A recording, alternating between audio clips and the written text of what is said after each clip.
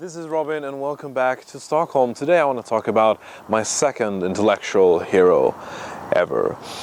And Sam Harris has taught me a lot. He's shaped me quite remarkably as a person.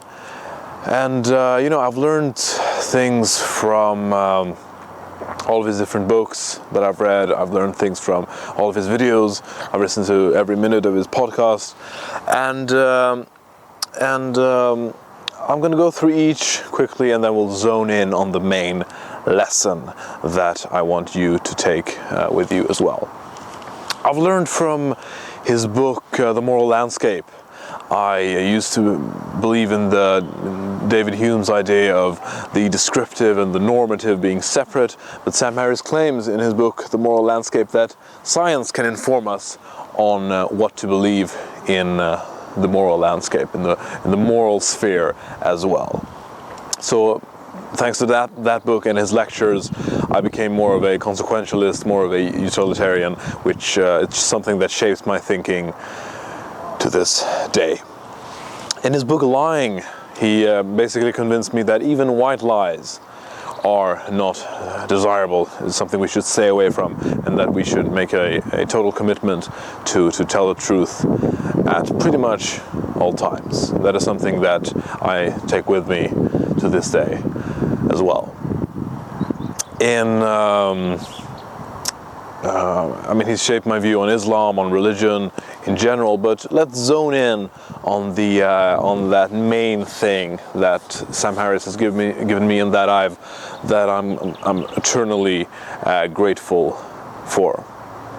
When I began watching those debates, those collaborations between Christopher and Sam and the other intellectuals and thinkers, I may have thought that Sam was a little bit dull, perhaps, compared to Christopher.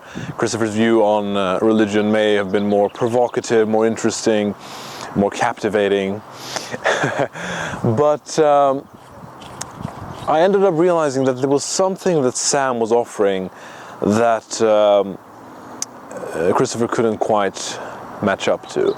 And if you had asked Christopher what he had to offer people instead of religion in this new secular age, he may have said something like, well, literature, science, philosophy, poetry, irony, and Johnny Walker Black. And that, even though that may suffice, Sam had an even more profound and impactful answer. And Sam claimed that there was something central to religion that made so many people drawn to it, that would draw so many people to it. There was something central and legitimate in the core of religion. And Sam claimed that it was possible to retrieve that piece into a more secular era.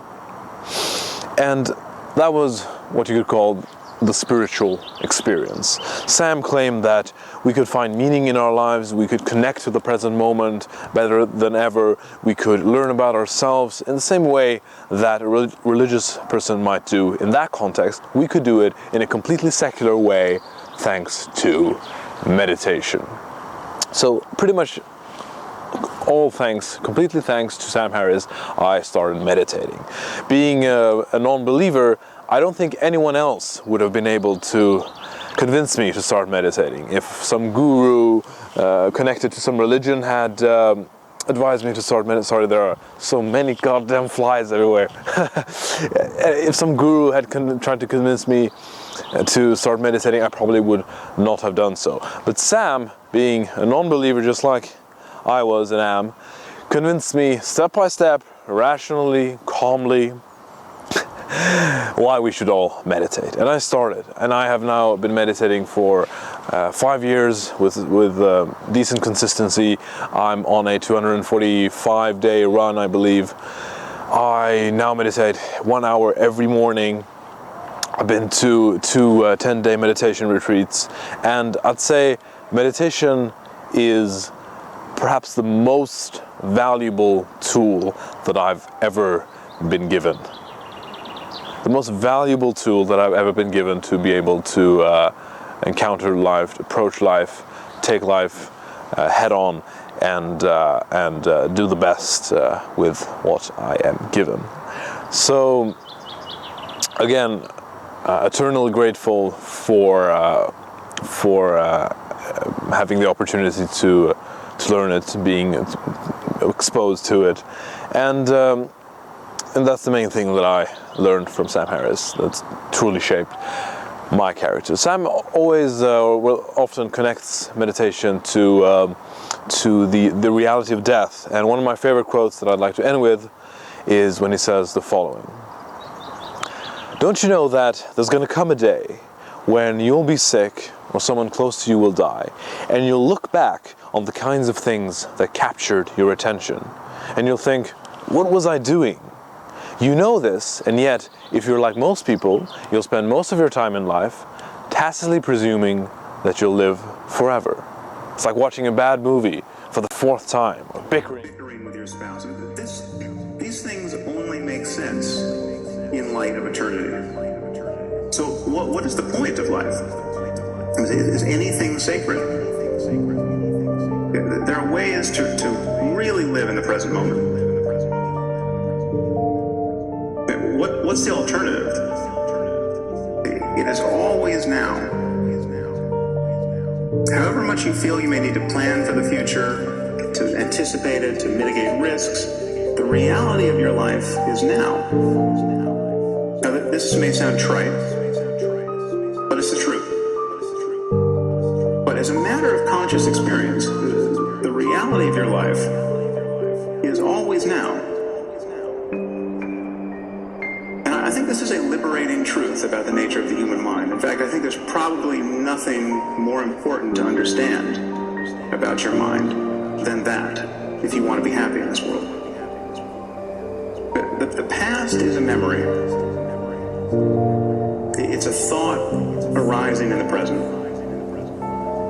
The future is merely anticipated. It is another thought arising now. What we truly have is this moment, and this. And we spend most of our lives forgetting this truth, repudiating it, fleeing it, overlooking it. And the horror is that we succeed. We manage to never really connect with the present moment and find fulfillment there because we are continually hoping to become happy in the future. And the future never arrives. Now, even when we think we're in the present moment, we're in very subtle ways always looking over his shoulder, anticipating what's coming next.